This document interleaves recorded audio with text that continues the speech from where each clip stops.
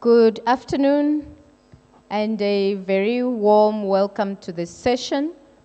I recognize some of our participants still trickling into the room, so please feel free to join us in here.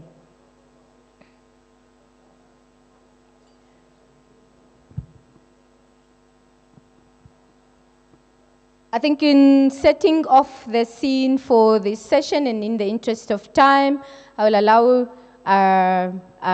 us to begin immediately. So this session is dealing with digital dignity and issues of content moderation. This session is particularly looking at decisions taken by the Oversight Board for two particular cases, one a Namibia case involving the Ovahimba people of Namibia, and the other from Ethiopia. For this session, we will really look at the, again, the Oversight Board's decision that has been, excuse me on that. So in June 2025, the Oversight Board issued a landmark decision overturning the platform's removal of content depicting the Ovahimba community of Namibia. The content in question, originally taken down for allegedly violating nudity policies, sparkled global debate about cultural misrepresentation, algorithmic bias, and the right of indigenous people to self-present online. This session will be examining and dissecting the significance of this decision and exploring broader implications for digital rights, especially as they intersect with indigenous identities, cultural dignity, and automated content moderation. The session is also organized by Namtshuwe Digital and the Oversight Lab. To help us unpack this conversation, I'm joined by a panel of experts within this work. I am joined by Alphonse Karuhama, a computer scientist in particular, but also an advocate of the indigenous and cultural rights. I'm also joined by Henriette Esterhuizen. I'm not too sure if I have to introduce Henriette. But I'm sure you will also, I'll give you an opportunity to introduce yourself as you take on your very first interjection in this conversation. I'm also joined by Afia. Ms. Afia is a representative, is a lawyer, is an African lawyer, representative of the, on the Oversight Board by Meta. I'm also joined by Mr. Boyce Ngondo. Mr. Ngondo is the Deputy Director of Cultural Programs at the Ministry of Arts. What's that new name? MASEC. Arts, Ministry of Education, Innovation, Youth, Sports, Arts and Culture. Thank you very much for that. And thank you for being here. I'm also joined, last but not least, by Ms. Mercy Mtemi. Ms. Mercy Mtemi is representing the Oversight Lab, but also a very prominent lawyer within this context of content moderation in Africa. Thank you very much for joining us. I will start with Mercy, I think in the interest of time, since you will be leaving, just to give us a background, really, on those two cases. What are the legalities about it, and what are the challenges, and how are those positions within the issues of culture and cultural preservation within African context? Thank you.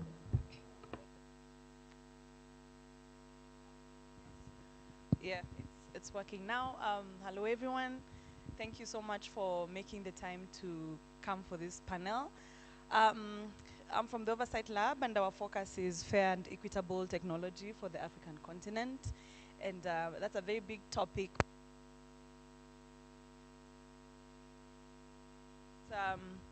The two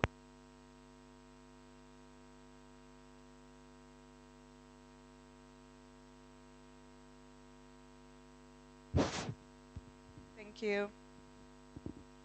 Yeah, in this conversation, I invite you to think about the extremities when it comes to the topic of content moderation on social media platforms.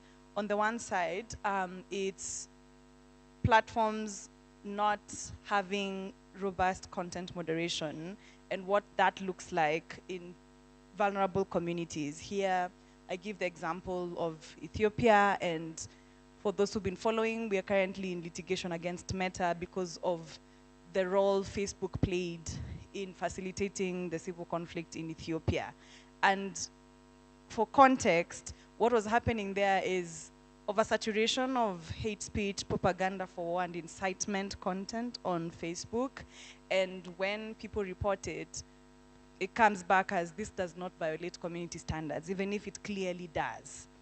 And then on the other side of the divide is where the algorithm, which has not been optimized for our communities, then takes down content that to our communities does not violate our values, actually represents our values, represents what we believe in, but because the community standards are structured from the perspective of a different context, an American context more so, then our communities end up being denied the chance to represent themselves on the platforms. So it's two things. It's the equity conversation, how much investment is going into linguistic equity, for example, where on the African continent, I can tell you nobody's using social media in proper Queen's English. We are all consuming social media in our local context, using native languages, using our mother tongue, and sometimes it's not even mother tongue, it's now new lingo every single day, okay? So how optimized are algorithms to respect this reality for us on the African continent? And then secondly, just how seriously are social media platforms investing in content moderation, the exercise of content moderation itself, to mean specifically in training algorithms to respect culture, but also to remove content that is harmful on the African continent. How serious are social media platforms investing in content moderation and the measures put in place to protect people who are doing this very important but very sensitive work? Our work over the last couple of years has looked at representing content moderators who've been trafficked to do content moderation work for Facebook and for TikTok. So if the model involves human trafficking, are we relying then on that same labor model to produce fair content moderation results? Clearly, that is a huge, huge gap. So that's just the context of both things. When we need the platforms to step up and protect people, they are not. But then there's this hegemony that's being forced on us as a continent that we tell you what morals are, but when we say that this is what we want to advocate for as a continent, then that's not respected. Thank you very much. So also maybe to add a bit of context for the Namibian case, a number of years ago, a French tourist came and visited the Ovahimba community in Namibia. They have then gone ahead and uploaded content depicting the Ovahimba people within their natural settings on the social media platforms. And that content was taken down. And it was then out of that they have undertaken the repealing mechanisms and making sure that a decision was finally taken, one by Facebook, but also then repealed by the Oversight Board. I must also say that while this was really indeed brought by a French tourist, this has been the everyday reality of Namibians. Many of us as journalists, for instance, who have worked with these communities, we immerse ourselves in the communities, we take photos and we put them all online, and they are immediately taken down. And that has been our reality until then this tourist who understood mechanisms and access then took action. But I'm also joined really here by Alphonse Koruhama. Alphonse is a computer scientist, as I've mentioned. It's our master's degree at the Namibia University of Science and Technology in Computer Science. Alphonse really worked very well with our UNESCO chair on digital technologies and the preservation of indigenous knowledge online. So Alphonse, I'm just going to give you an opportunity to really tell us what are some of the, as a member of that community, what are some of the challenges that you've been facing over the years, and what are some of the attempts that you have undertaken to making sure that, you know, there's cultural preservation of your community, but also so many other communities that find themselves like yours in Namibia. Yeah, thank you very much for the opportunity. And my name is Alphonse, as you heard, Koruhama, and I'm a Himba. And when I came here, she said, "Why didn't you wear your traditional attire today?" That was her first question. And we thank God that we are talking, today we are talking about this. The challenge we are facing is not only on Facebook or online. We face this challenge on everyday basis. So I have other activities that I should attend to during the morning. So me wearing my traditions might take me a few hours to get in a car because they say I will make their car dirty. So I've been held at airports, I've been held at some borders, I've been in some hotels, have been saying we identify their staff. There's a lot of challenges that are going on. But today we thank God for the Oversight board that they bring this one to our attention at least. But the funny part is that we've been, the committee have been going through these issues in different sectors, transport systems and all, but nothing has been talked about. But when it comes to digital platforms, there's a lot of misrepresentations. And there are issues that we've been raising to, me as an individual, I've been raising this issue. My Facebook page was also flagged because I put my pictures that have been taken. And I've been threatened by the Meta that we put your Facebook down. And then I told them that this is my traditions, and I tried to explain. They take me through different channels. I spoke to one lady who was representing Facebook in Africa, in Kenya. I sent the petitions there.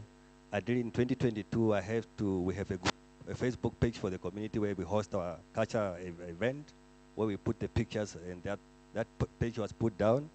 And that take me that I should maybe petition the UN, the rapporteur for indigenous community, so that we can air these issues, I don't know what internet for then, if internet should be a place where we can represent, share our own narratives, not outsiders speaking on our behalf. But the funny part is that the Oversight board get this attention from the tourist, who is a white person, not us. But when we are talking direct to them, as a community themselves, they are putting a deaf ear to it. That could be one of the funny parts that I find it in this, but we think that it came to that point. Or maybe, I don't know, but we have been going through this channel, and we have been trying to do all platform to work on these issues. Yeah. Thank you very much for sharing that context and the efforts that you undertake as part of that community. I'll move over to Mr. Ngondo, who is the Deputy Director for National Heritage and Cultural Programs in the Ministry of, a very long ministry. It was merged recently. But Mr. Ngondo, can you tell us, can you explain how digital dignity is positioned within our national frameworks as part of cultural rights, but also heritage and preservation? Thank you, Madam Moderator, and good afternoon to esteemed delegates. Please pardon me, I have my notes on the phone, so when I'm reading, I hope you'll excuse me, but I wanted to really give full context in terms of the Namibian context to this issue of digital dignity. And I think, in my view, this matter in the Namibian context can be understood as the right of individuals, communities to have their cultural identity, their heritage and expressions respected, represented, but also safeguarded within the digital environment.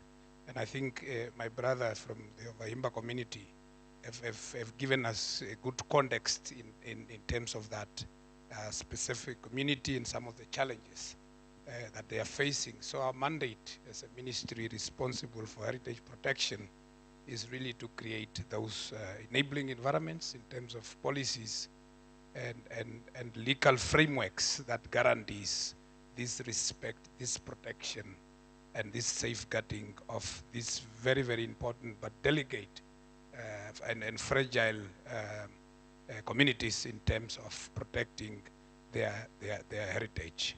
So in terms of, and this aligns very well with Namibia's broader constitutional policy and cultural frameworks that we have that promotes human dignity, cultural rights, and heritage protection.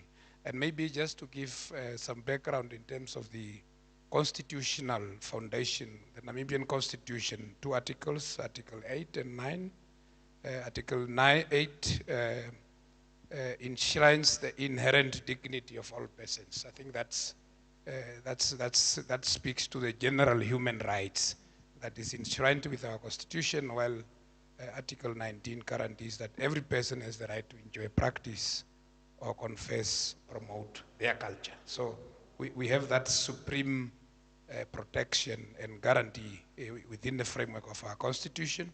And these provisions naturally extend into the digital space, meaning that dignity and cultural rights must be preserved not only in the physical environments. I think my brother has spoken to some of the experiences that he has personally faced, but also in terms of digital platforms, archives, and other online representations.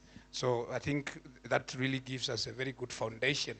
But of course, it's one thing to have legal provisions in place, but it's another to give concrete meaning and really to ensure the protection. So there are other policies. Of course, we have the National Heritage Act that also guarantees this protection.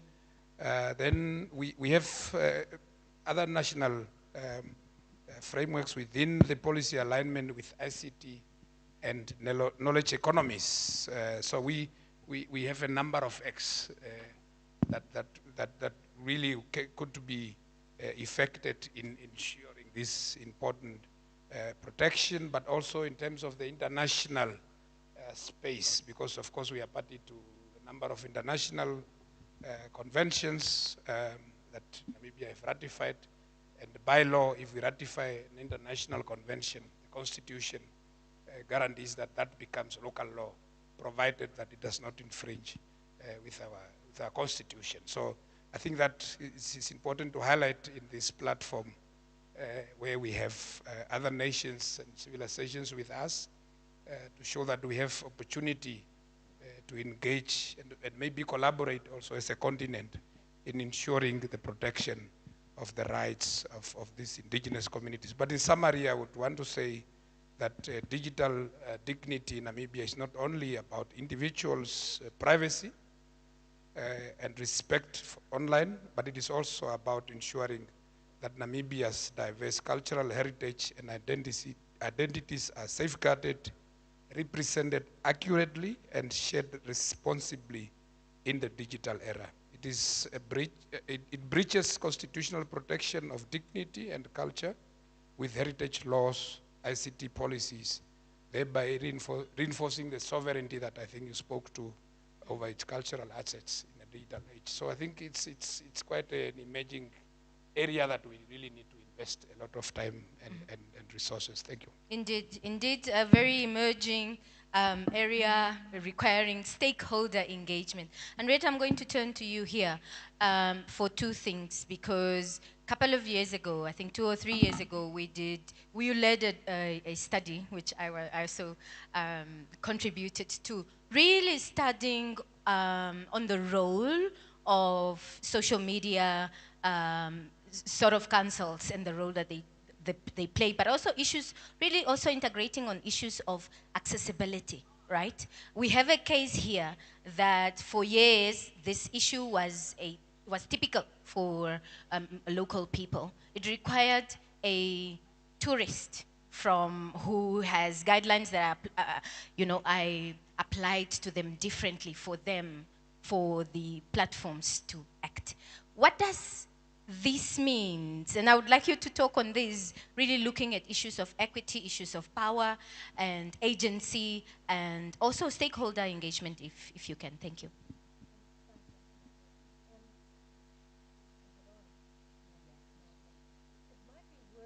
Actually starting by talking about the fact that this is all about nipples and are all nipples equal? You know, and dignity versus decency. I mean, the issue about breasts on Meta on Facebook is not a new issue, and there had to be some pushback from people working on breastfeeding, breast health, reproductive health. So there was a period when no breast could find its way, well, no female breast anyway, could find its way onto Meta. There was some contestation around that, and so certain content to do with help and guidelines for breastfeeding, you know, especially assistance for new mothers, for example, you would then find nipples, provided the nipples are close to the mouth of a baby. So that became decent. What was indecent became decent.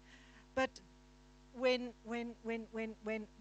black women of colors, in this case the Himba community's breasts and nipples are exposed, automatically that would be considered as indecent, in spite of the fact that there's no sexualization of those images. As Alphonse said, there was a cultural festival that had images of women with their breasts revealed. The tourist, of course, managed to have their tourist memories make it all the way to the Oversight Board. So I think the Oversight Board, actually, I wouldn't commend the Oversight Board for how they dealt with this issue. I think it's how does it get there, and when does it get there, and why does it have to get there in the first place? Why, when a company like Meta has so many resources at its disposal in terms of designing and training its algorithms, and briefing and informing its content moderators, why, and this was 2022, wasn't it, why are we still sitting with this kind of culturally insensitive approaches to content moderator? Why does the the Meta Oversight Board have to deal with matters like this? Thank goodness that we have them to deal with matters like that. But I think you're absolutely right. The research, the study that you were a lead researcher on, and I think this story also reveals that there's actually the value of the Oversight Board and the ability to escalate a query is not known to a lot of everyday users of Facebook. Those of us that are in the digital rights space are aware of Oversight Boards. We are aware of the Meta Oversight Board. I think the Meta Oversight Board now has a history of I think, doing some good human rights-oriented rulings, so we feel confident in being able to approach them. It's ironic that in this case it was a tourist that managed to get this decision escalated to the Oversight Board. So I think there really are issues of access. And I think just one more issue I want to bring up that our research indicated is that I think Meta and the Oversight Board in particular, Meta in general, and maybe not so much anymore, not post the Trump administration and its close relationship with this administration, but Meta has traditionally said they adhere to international human rights standards. What I have not seen them do at all is to look at regional human rights standards, or to look, in this case, at national rights frameworks. And these are frameworks around cultural rights, also around rights freedom of expression, women's rights as well. All of these come into play. And I think there's, again, a company with the resources of Meta should be able to do that context-specific work, and I'm afraid it simply is not doing it adequately.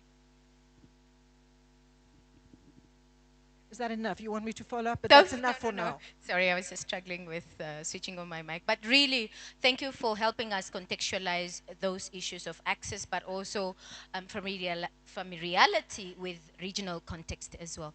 Now, I turn to you, Ms. Afia Asare-Kwe, who is an independent member of the Oversight Board. Ms. Afia, maybe as part of starting on, you could just explain what the Oversight Board's role is and what is its decision-making process looking like within this context of the Ovahimba and also within the case of in Ethiopia, as we've alluded. And thank you again for serving on that board, as Nret has said, but also really working on issues that affect people and providing results that represent those rights. Thank you. Please. Well, thank you very much, Nashilongo. Thank you to Namtshuwe and I guess the entire organizers of FIFA Africa for allowing me to speak, but also for, giving me the chance to say who the Oversight Board is and the work that we've been doing. So the Oversight Board has been working for about 5 years now. I'm fortunate enough to be one of the inaugural board members, so I was there when it started. And I believe that this is a wonderful opportunity to do some awareness raising about who the Oversight Board is, the work that we do with African stakeholders especially. Because I've been attending these forums and all of them I keep on doing my pitch, which is we want more engagement from African civil society, digital rights organizations and activists on the continent, but also we want to see more cases. Because when we started, we were not getting African cases at all, and it was a great worry for some of us from this continent, because we know that we have issues. So why is it that we're not receiving appeals from Africa?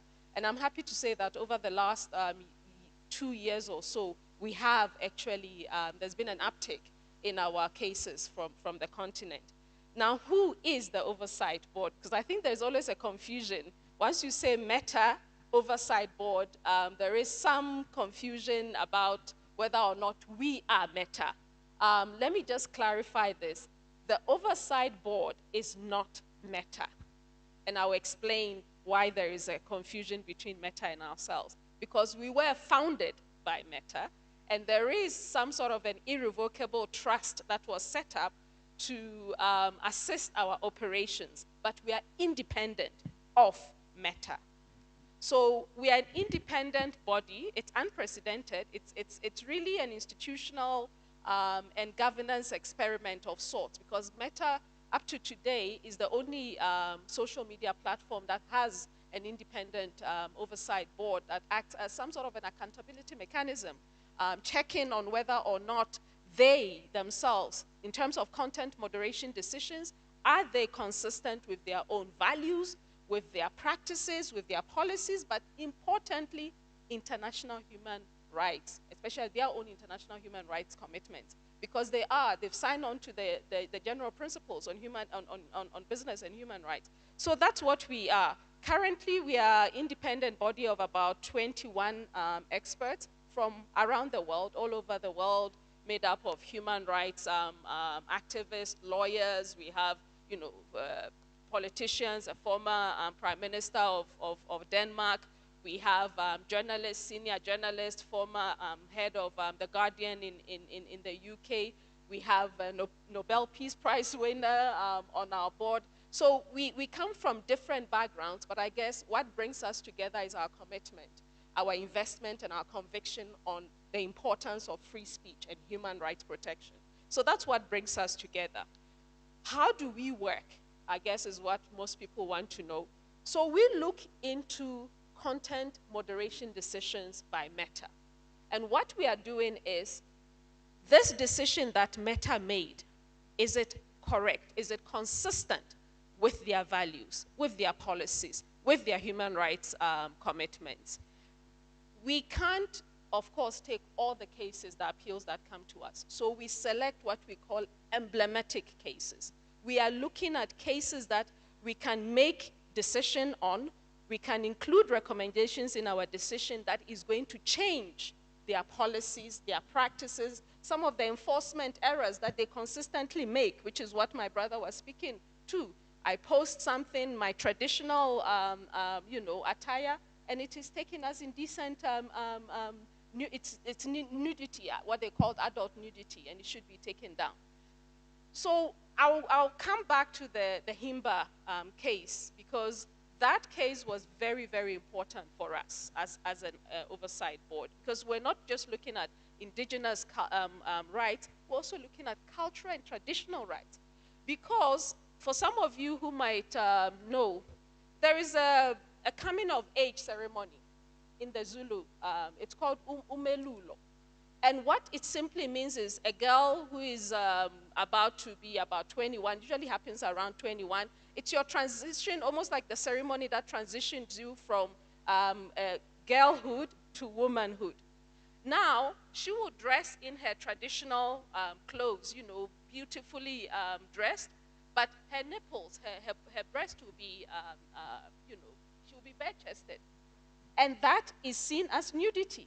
But that is somebody's extremely important cultural expression.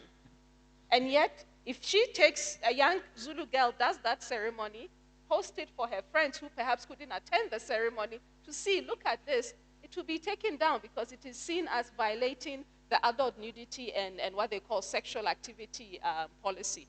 So back to that specific policy and the Himba specific case. Now, the adult nudity and sexual activity policy prohibits, I want to explain what, for those who might not know what Eileen and Henriette was saying, which is it prohibits visible female nipples, except, so they have an exception to the policy, except in breastfeeding or act of protest context. Yes, so protest is there, breastfeeding is there. If you read the policy further, they also include an exception, which is they'll put a label on visible female nipples when it is shared in a medical or a health context. So a mastectomy, you know, breast cancer survivor does a tattoo on their breast, they would allow that.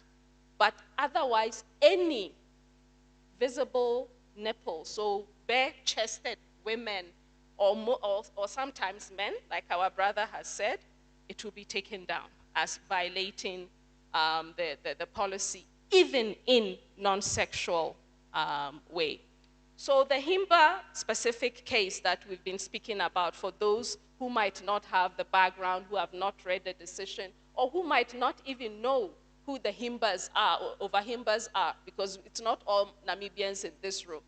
So my brother, who is from that community, it's a community, they will say, well, nomads, but they are based in the Kunene province, which is up on northern Namibia.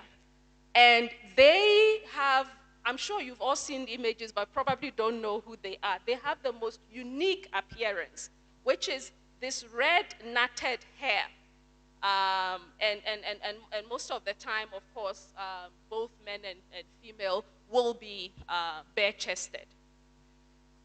They apparently have had a lot of problems with Meta in terms of having content removed because Meta deems it as violating their adult nudity policy. So what happened? We received a case, and again, my brother is right that he has been engaging Meta without any, you know, uptake, and it had to take a tourist. We only work on appeals. So somebody has to appeal to us to say, my content got removed, and I didn't violate any policy. I believe what Meta's decision, what Meta decided is wrong, and I want you guys to look into this. Then we take up the case. So we can't, we're not on the platform. We don't do content moderation. But when your content is taken down, you can appeal if you feel you're not happy with Meta's decision.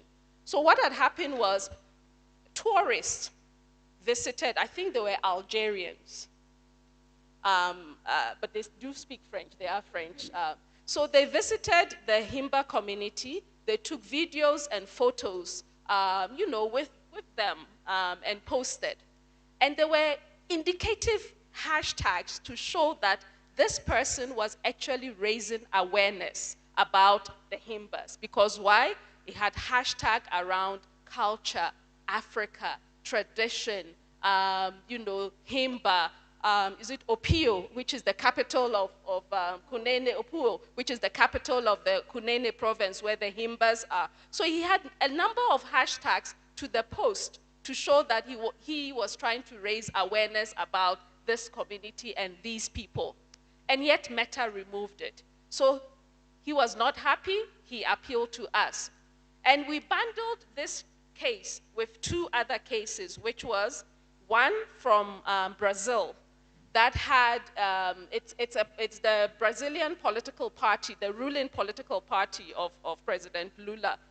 They had posted on their Instagram page an image of a Yonamami, which is another indigenous group based in the Amazon. And of course, they are also bare-chested.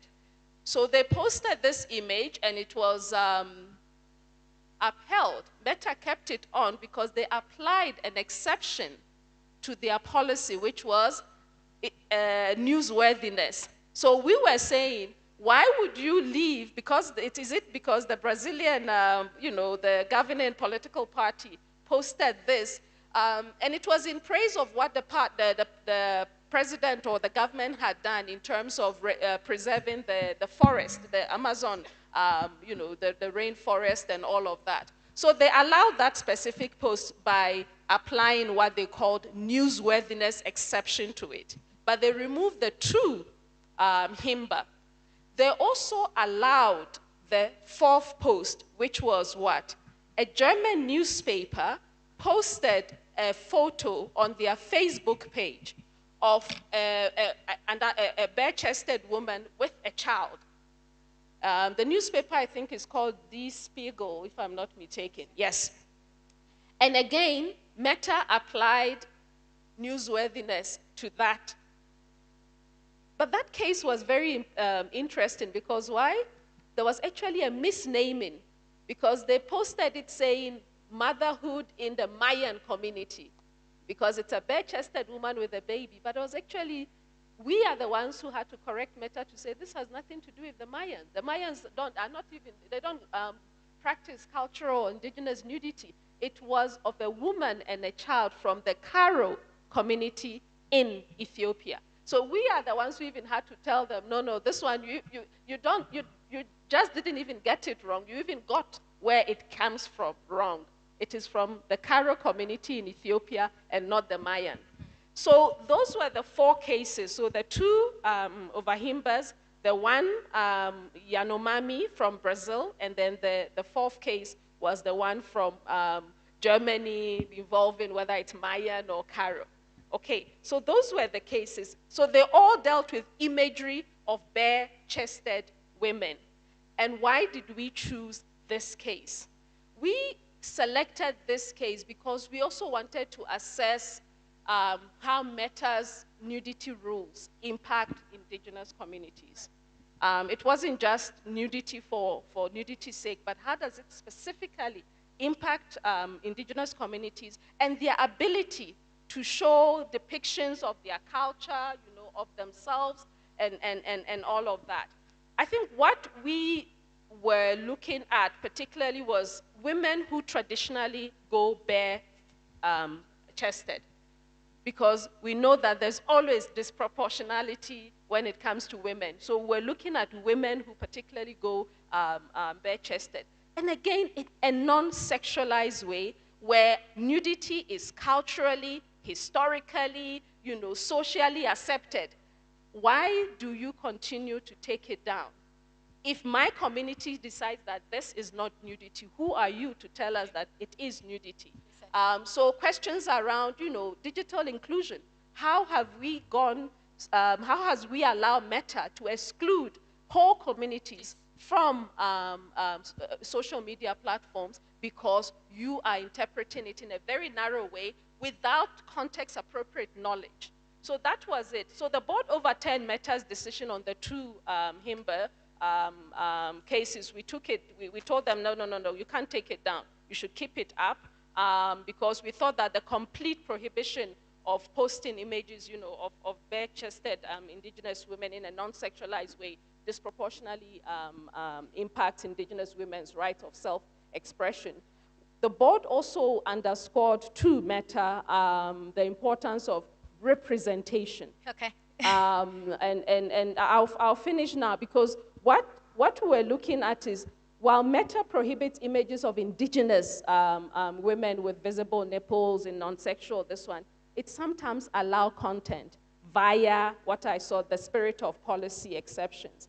But even in the spirit of policy exceptions, we saw that they usually apply it for content that is from the other side and not from our context. So there were several things. I think nudity is, once it is socially accepted, it shouldn't be taken down. That was what the board was trying to do. And we've recommended to Meta that it should make public, because a lot of people do not know these policies. So in our work to make it more, push the platform to be more transparent, one of the recommendations in this decision was you actually need to make public your adult nudity and sexual activity policy exceptions, so that people know that I can actually do this. And there is a policy exception that will allow my content to stay on. And also just, they should stop misrepresenting people's culture. Thank you very much, Afia, for contextualizing those aspects. We see issues again of accessibility here, but also the need to engage deeper and further, and for platforms really to avoid these narrow approaches to cases. I'm going to go to Mercy, also because Mercy has a parallel session happening right now. Mercy, you've had all of those contexts. Can you help us just to explore issues of accountability of private tech platforms within African context? And really, you've, again, perhaps also considering these issues of the appeal processes and how accessible is it for the rest of the African region? Thank you so much. And I must say, like, I'm so grateful that a lot of issues are coming out from this platform, or from this panel. A lot of issues we've teased out, but haven't expressly brought out. For example, they'd been engaging on this issue for many years at many levels, but it took, one person that is not from that community to actually get the right attention. I think for me, it's a dignity conversation, isn't it? At the end of the day, it's about human dignity and answering the question, in your decisions, where is the human, right? You're making decisions from the perspective of the importance of the human. If that would have been the perspective, then a lot of things would not have, a lot of decisions would not have been made the way they did. Let me explain. Ultimately, what we see more and more specifically from Meta is that these are business decisions. These are not morality decisions. These are not protecting the public decisions. These are business decisions. And I say this just reflecting on how she gave the parallels of the decision in Brazil, and how even Meta's policy itself is applied very inconsistently across two different contexts. And I'll give an example. In the late 2019s and 2018s, when there was a big threat from Brazil that they were going to kick out Facebook, and Facebook, moving quickly to say, no, we're going to fix what you want us to fix. How many years has Facebook been shut down in Uganda? Okay. Very similar requests were happening on both sides. It was about political accounts and access to those political accounts. But one has 200 million users, and that's a much bigger market. The other one has 50 million users. One's more important, the other one is not more important, okay? Even that policy itself around nudity, it's not a policy that's made from the perspective of let us consider what everybody thinks and then make a policy. It's made from their main advertisers care about this audience. Their main advertisers, if you look at their reports, is not the African continent. Their main advertisers, and where they draw most of their revenue, is the US, is Canada, is part of EU as well. We are categorized under the rest of world category, where they consider the revenue to be minimal, even if it's in billions, okay? So then if that audience is going to pull out because of nudity, then standard on nudity is applied across the board. Doesn't matter where you come from. So let us first understand the way these businesses are operating. And when I say Meta here, you can cross Meta and apply TikTok, apply the next social media platform. It will be the exact same. I think what we've seen, especially the new shift in the US, is the personalization of these platforms. They're not businesses anchored in corporate governance. They have gamed the corporate governance structure so that the human of the superstar is who makes the decisions, ultimately. Now, coming to the accountability question. So first of all, for all the good that the Oversight Lab has done, and I really want to specifically mention the intervention they did in West Africa around the homophobic violence incident, and coming in strongly to say that that should not have happened, where two men were being attacked because of allegations of their sexuality, and Meta refusing to take down the content because the moderator in the room did not understand the dialect. They were from the same country, but did not understand the dialect, and the algorithm could not pick it out. So yes, there are some things we've been able to achieve through the Oversight Lab. However, it is not an appeal process, because of all the decisions that are made on a daily basis by Meta, not all those decisions make it to the Oversight Board. So there might be some form of oversight happening at the Oversight Board level, but it's not an appeal process, and I think the more we recognize it as one, the more we do not ask for better. And we consistently need to demand for better from these social media platforms. It is a form of a review mechanism, but let me reflect on a recent example. There was a page an Instagram page in Kenya that was dedicated to outing queer people in Kenya. Consistently, no matter how many times we tried to report it, it could not be taken down. And every single time it does not violate community standards. I'm like, they are speaking English, we are speaking English. It is outing people, it is putting people at risk, still does not violate community standards. As a lawyer who has tried to engage with these platforms, I mean, if we're saying it's an access issue and it's an elitist issue, I want to say that I represent the kind of people you think would know how to initiate these processes. I couldn't figure out for the life of me how to initiate the appeal process until at least I'd spent several hours in that process. You complain, you complain, you complain, and sometimes even the appeal option is not brought to you.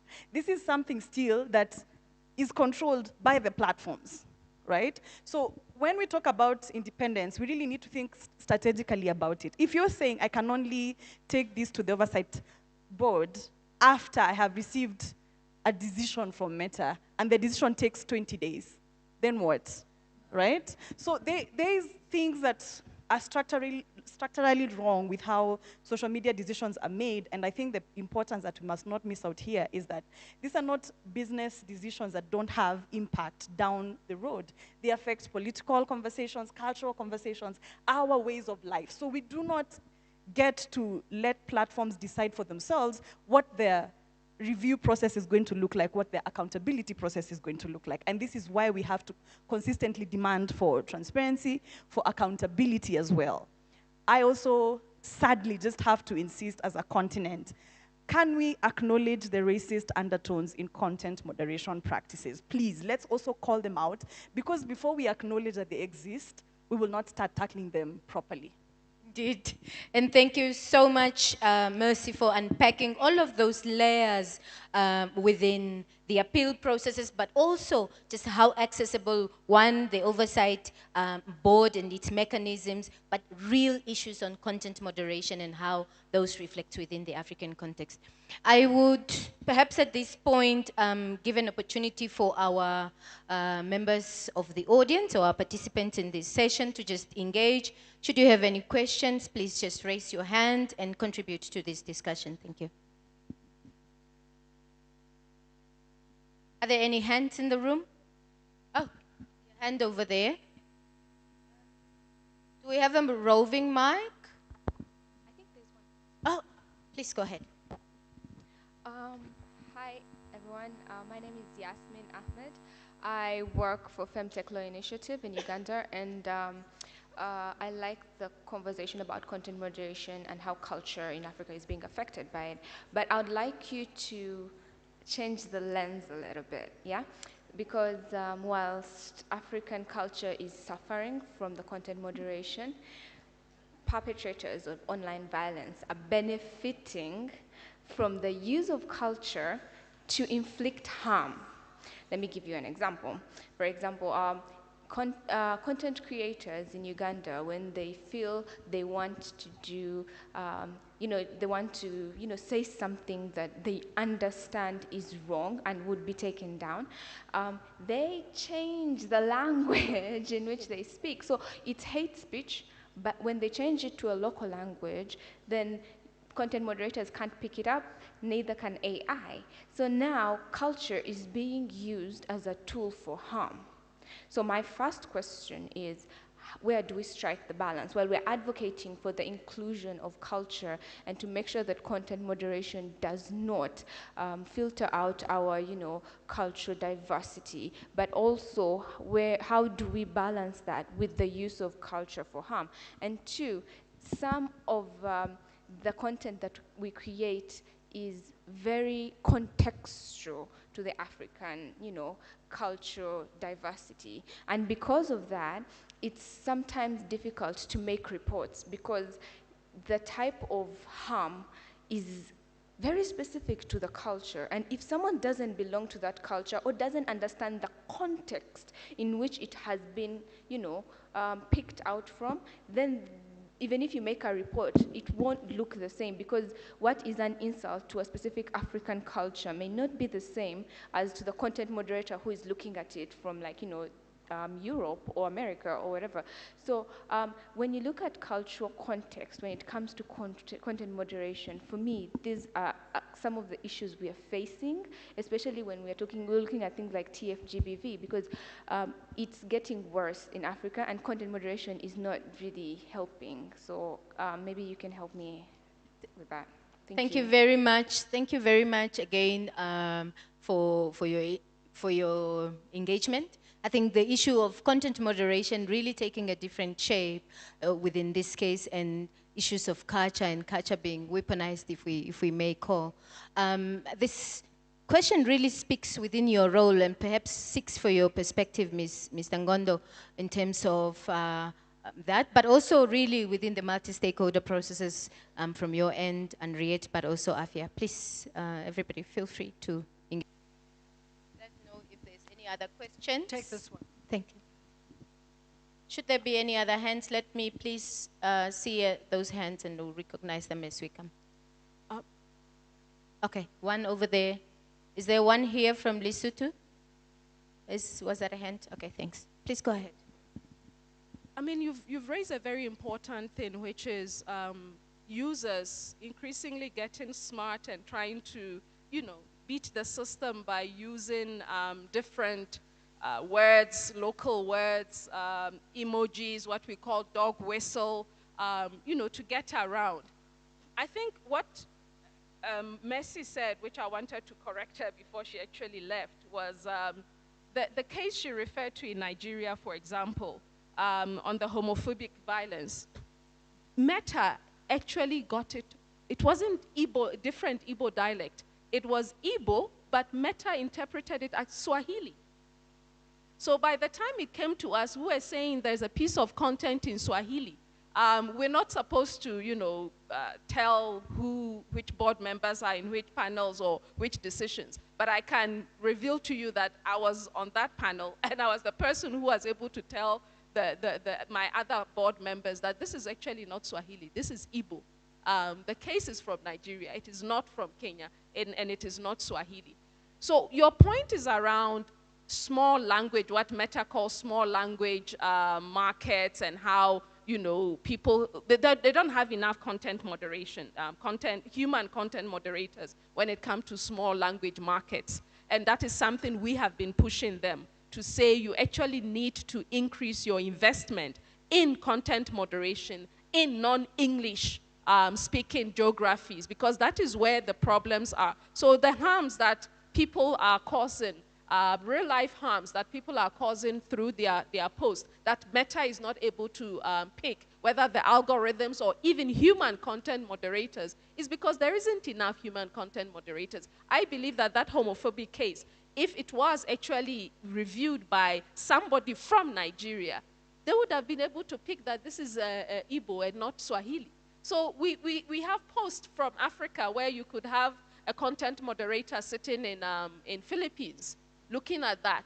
Zero context, zero language ability, and yet they are moderating a content coming from Africa. So I think we have asked them to really increase their investment in non-English speaking geographies, but as well get smarter in terms of moderating content where people, there's a lot of people, what you are seeing is not only Africa. We are seeing all over the world how users are trying to beat the system and go around the system by using, different terms. A case that we are going to be using, we are going to be announcing very soon is one that is only on the use of emojis and what we call dog whistle.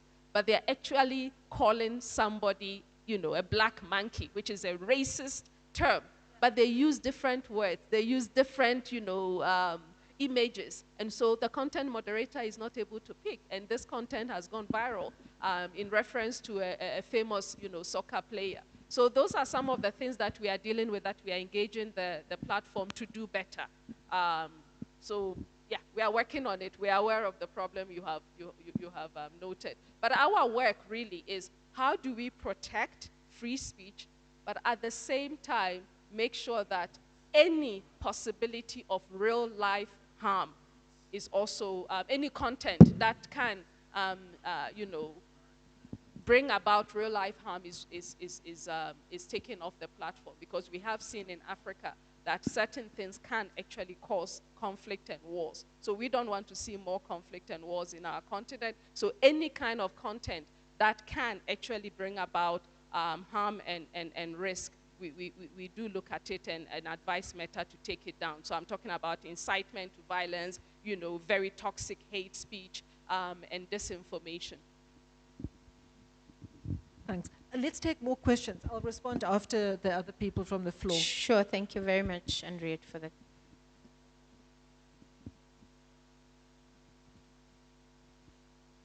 Are those does this require translation? Sorry, it does. Okay. Is it language translation?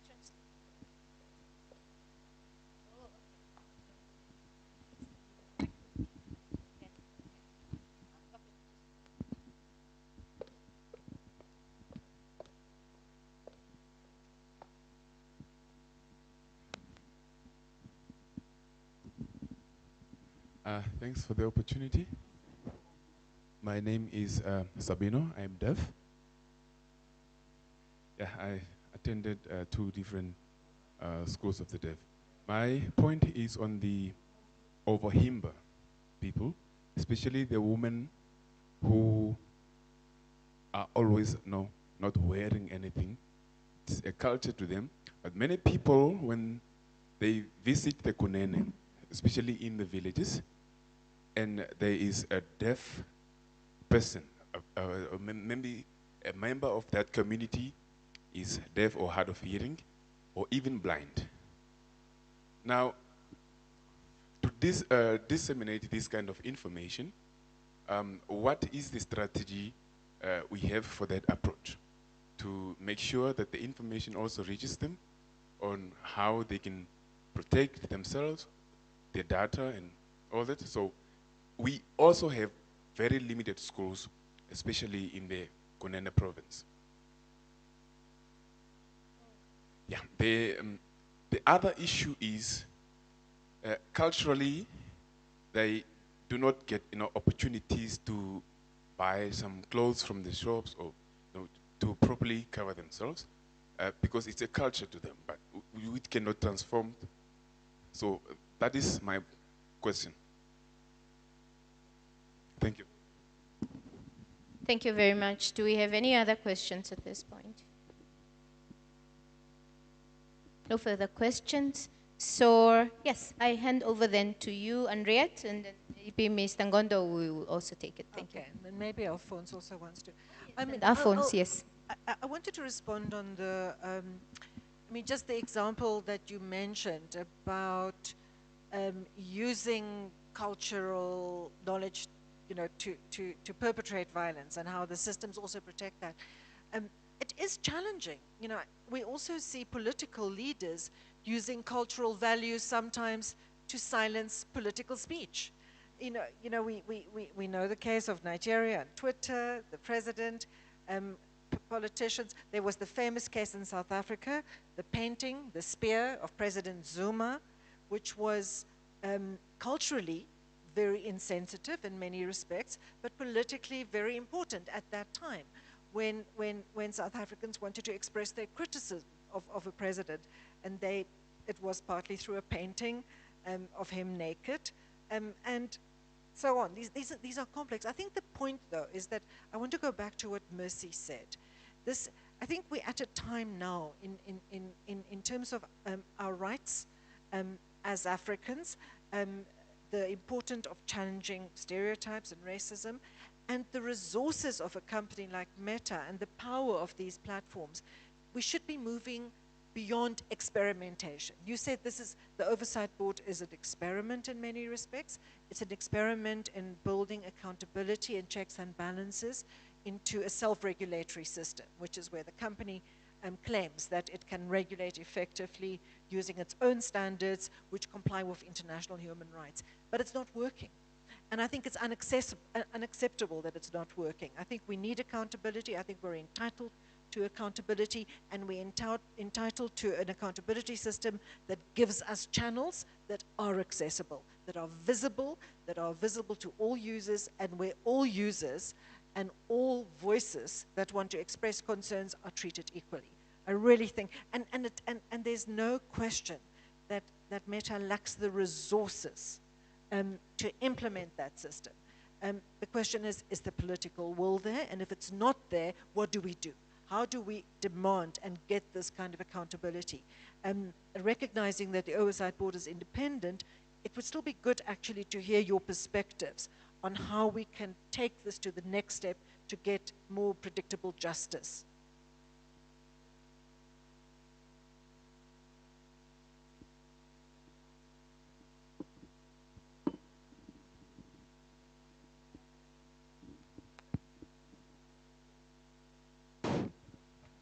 Yes, thank you for the questions. I think on the first question, it's quite interesting, especially because we know this is a very complex issue in terms of language. If I was to be very narrow and take a Namibian case, we have more than 10, let's say, national languages. And already at the national level, you would face challenges of course, I think it's a very interesting paradox, because at the one hand, we want to promote local content development in local languages, but at the same time, then in terms of moderation, that makes it extremely, very, very difficult in terms of investment and so forth. That then, if you want to extend that to the regional and global context, it becomes even a more complex issue to be able to ensure fair and effective, fair and just moderation. So I think it's a very complex issue that maybe we can find strategies, maybe with a bottom-up approach also, because the question of context becomes increasingly very, very important, because even to moderate, let's say with the example of Ovahimba, you need to understand the underlying cultural significance. We are talking about modernization and buying clothes. Do they want to be modernized? At the one hand, as a government, we want to promote and protect their heritage because that's who they are. But then in terms of globalization, there are other challenges that we need to navigate. So it becomes a very, very interesting case. But we, as a government here, we prioritize protecting the identity of our citizens in terms of language, but also in terms of how their values and traditional systems. And that really makes it very difficult then to be compatible with some of those upstream international provisions. So I think it's a very interesting case to see how we can play a role as an African continent, because I think naturally with all developments, there's always that divide between the South and the North, the global South and the global North. So I think it's very important that maybe we see what strategies we can come up with to penetrate the system. In terms of the education, I think we are trying to promote special schools in the regions so that those that are differently abled, that they can maybe deaf and others can also have access. And the national language policy that we are working on is promoting all languages so that all national documents and important international treaties and conventions also be translated into language, local.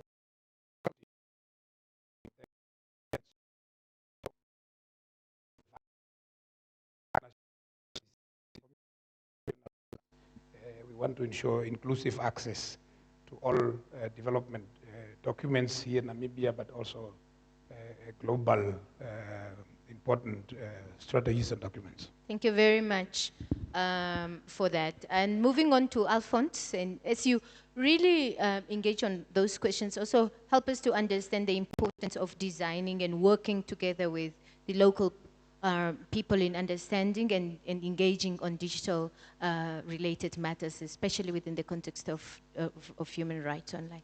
Yeah, thank you very much. I think that's what I wanted to touch on. And we work with the Himba community in Kunene under NAST.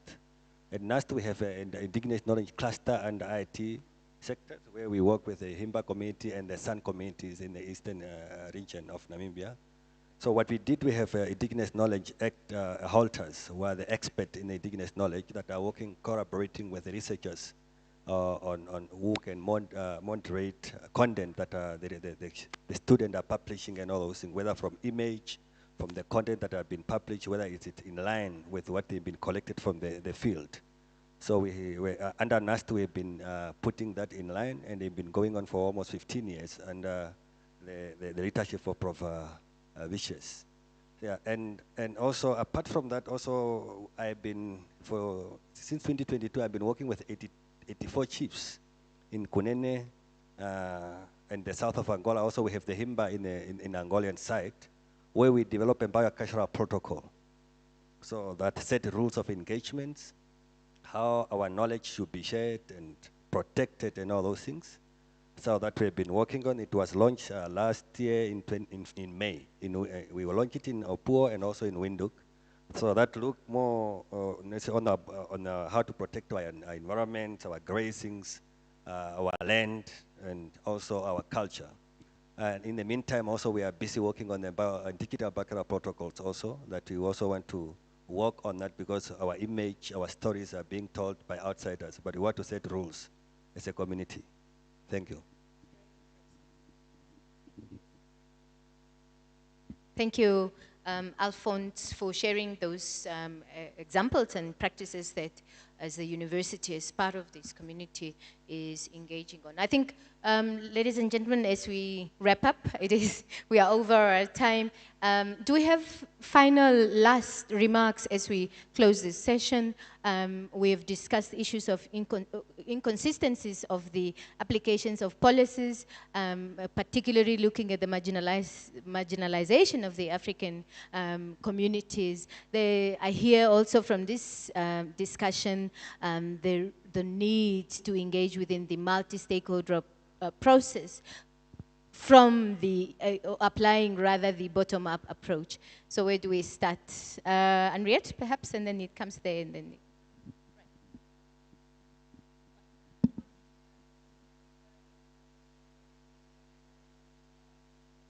Need to take the lessons learned from the Oversight Board experiment. I think there's a lot to gain from that. I think it's not enough. We want more.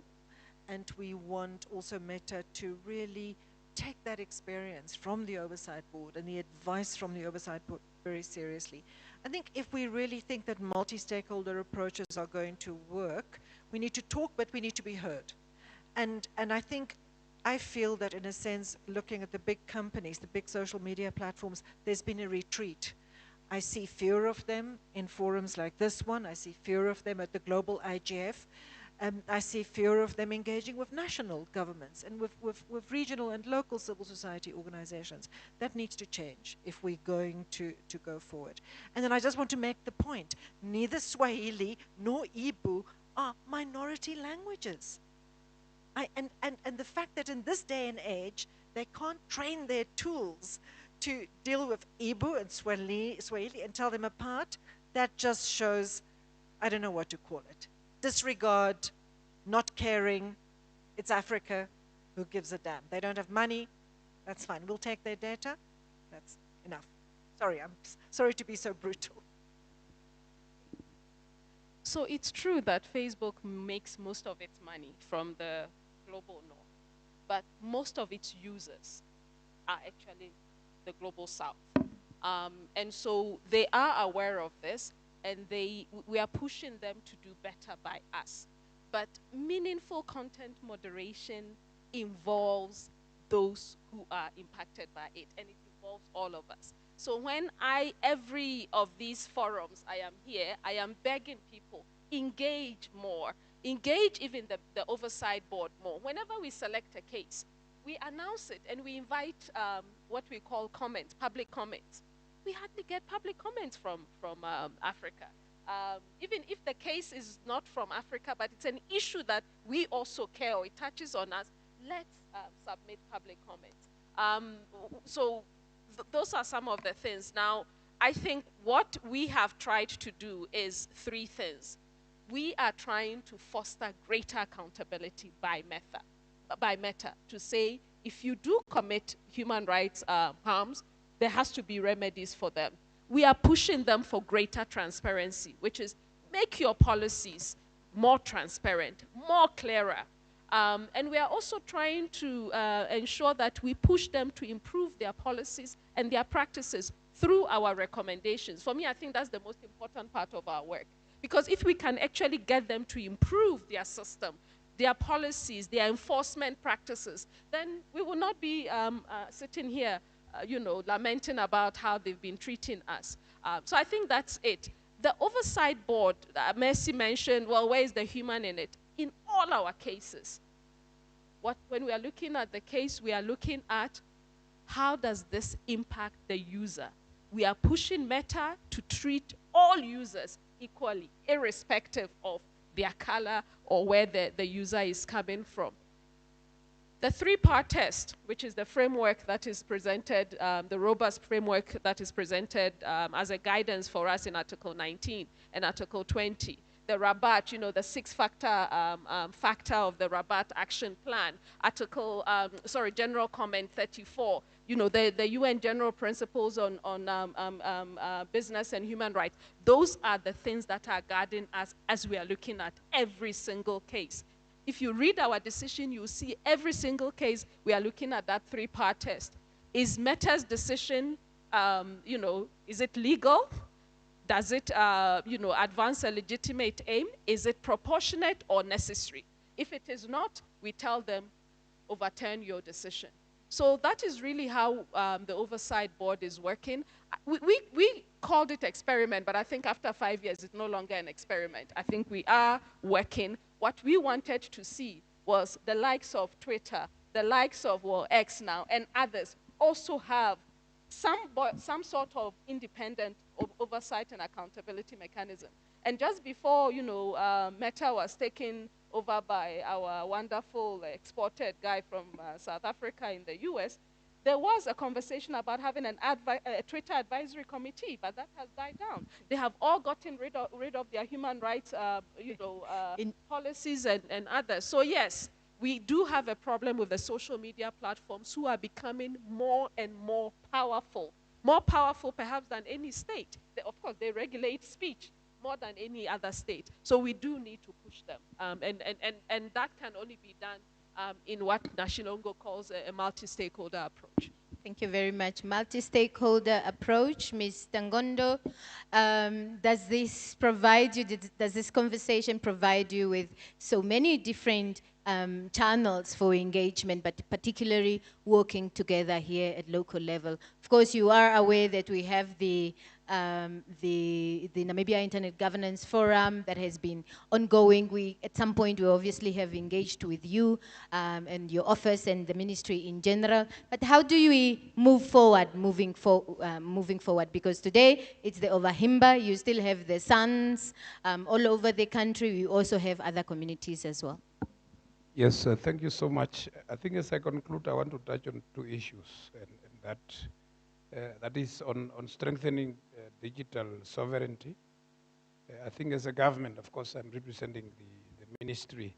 I think there's a stronger need for local investment to reduce dependency on foreign platforms that may not necessarily respect or understand our context. I think we need to invest more in supporting homegrown digital solutions that preserves control over how our cultural knowledge, indigenous content, and personal data are stored, shared, and monetized. I think my brother from the Ovahimba community spoke about some of the initiatives that they are having in also, I think, then managing this locally here. And then maybe the last one is on strategic partnerships. I think you have spoken eloquently to that. So that government, agencies, university and tech hubs, private investors, but of course also prioritizing the communities who are the custodians of this heritage. And then other investors to accelerate the development of apps and learning platforms that recognize and respect the values of our traditional and local communities. Thank you so much. Yeah, thank you very much. I just have one, which if the internet is the global village, then indigenous community should have a say there.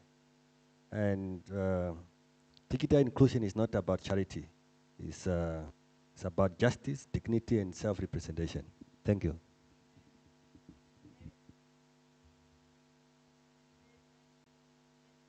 I think with that, we come to an end of our session.